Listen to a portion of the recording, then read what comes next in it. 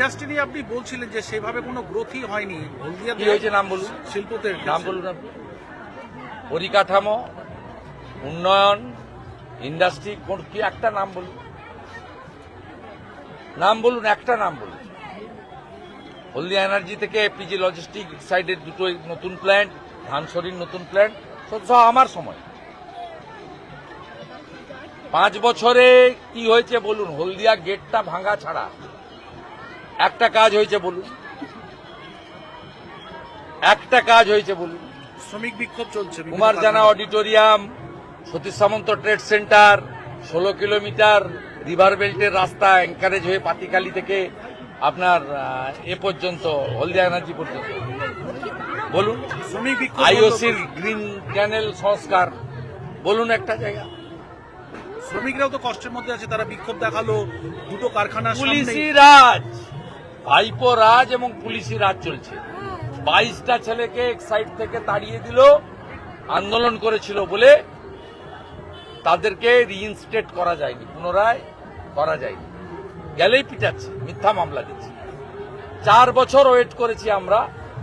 Tata still HMC ডিভিশনে হারের মধ্য দিয়ে হলদিয়াতে পরিবর্তনের বিবর্তন শুরু হয়েছে। এটা 26-এ বৃত্ত সম্পূর্ণ হবে। 4 বছর পুরসভার ভোট করেনি, এইচডিএটাকে তুলে দিয়েছে।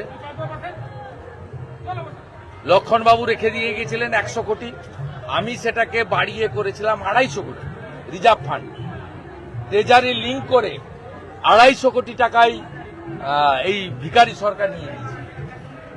এইচডিএর কোনো ফান্ড নেই, জিরো করে দিয়েছে। আমি 250 কোটি টাকা রেখে দিয়ে এসেছিলাম। আমি পদত্যাগ করেছি এইচডিএর চেয়ারম্যান থেকে 23শে নভেম্বর 2020। সেই দিন রিজার্ভ ফান্ড ছিল 252 কোটি টাকা। আর আমি যেদিন এইচডিএর দায়িত্ব নিই 2011 সালে 20 জুন,